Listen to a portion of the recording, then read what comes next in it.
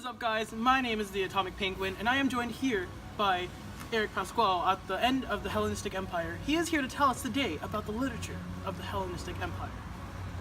During the Hellenistic period, their literature was mainly based on Greek poems and books, such poems as the Iliad and the Odyssey. That's great, Eric. And now, his brother, Kyle Pasquale, to tell us about the social infrastructure and the gender roles in the Hellenistic Empire. Men's roles were superior against women's, and they were subservient to men. They had very little legal independence, and their first priority were husbands and fathers. It is I again, the Atomic Penguin here, but not joined by Eric Pasquale this time. Today I am joined by Noah Lumbers to talk about our glorious leaders and imperial city-states of the Hellenistic Empire.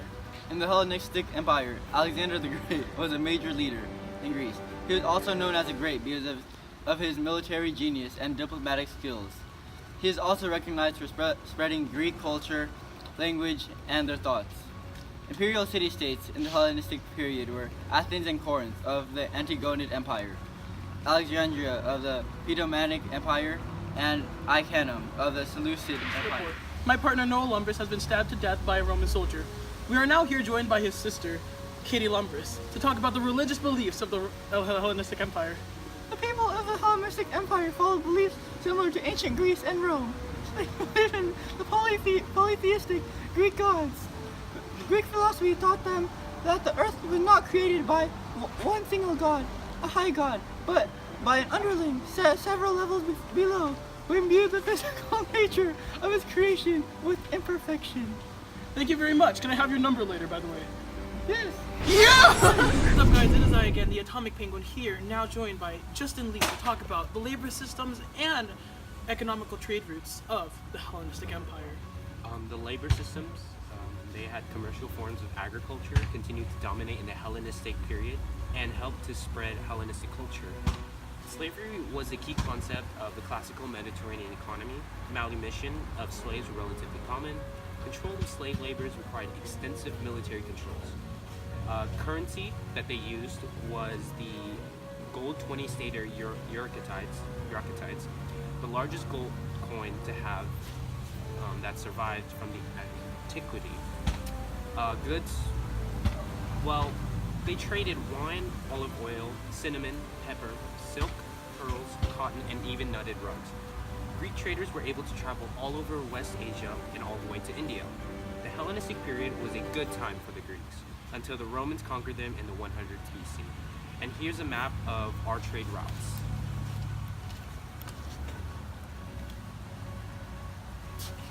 Thank you very much, Justin Lee. We are now joined by his brother, Woody Lee, to talk about the architecture of the Hellenistic Empire. Cut. Okay, so I'm here to talk about the architecture. Architecture in the Hellenistic era had a very theatrical theme, as had Hellenistic sculpture. Architecture in the Hellenistic period is most commonly associated with the growing popularity of the Corinthian order.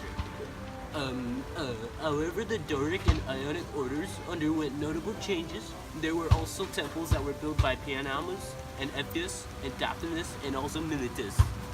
Thank you very much. Well, we'll go back to the studio.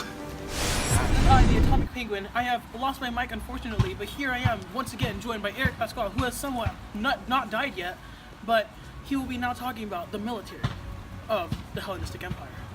Greek empires were weak and unorganized, but as time progressed, the Hellenistic military introduced new weapons of war, which revolutionized the siege battle and battlefield.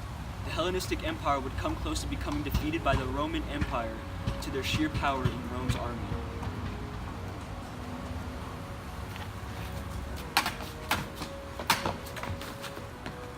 You fell in poop! What is up, guys? It is I, the Atomic Penguin, here at the office, and we have gotten a letter today that is asking me a question. It says, what is the political structure, the bureaucracy, and the legal systems of the Hellenistic Empire? Well, I'll start off by saying that there are three regions that the Hellenistic Empire is divided into. There's the Antigonid, the Ptolemaic, and the Seleucid Empire.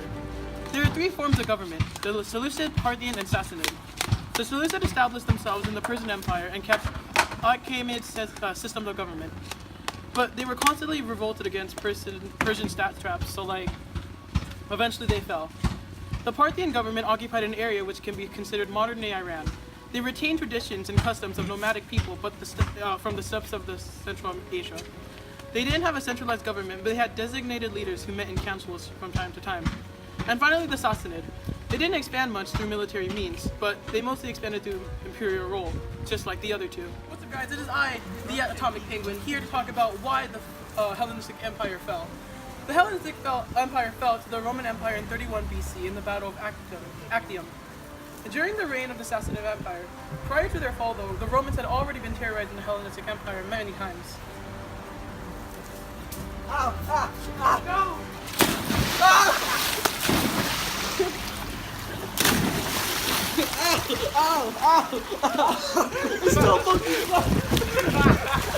Kyle, you landed on me. I want to take this moment to talk about the impact of the empire. This empire was so important because it was one of Alexander the Great's it was one of the results of Alexander the Great's conquest in the 3rd century BC, and it had a profound impact on the Eastern and Western culture. With the expansion of his empire, Hellenism, or Greek influence, culture spread from the Mediterranean to Asia. That's all. We're done.